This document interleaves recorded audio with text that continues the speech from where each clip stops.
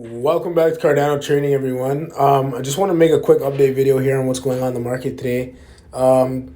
If you, as you see here, I have a $20 margin, and in this video, I just want to show you how you can make big profits using small amounts of money. So I'm going to use this $20 margin here, and I'm going to long it to 1.98. And as you can see here, if I do that, my take profit would be $1,052 US. So the smartest thing to do here, as you can see, this chart is moving up. So what I would be looking for to take that type of trade would be a breakout on the 1.21, 1.22 level here. However, I'm not a financial expert. I'm not a financial advisor by any means. So what I am saying could be wrong.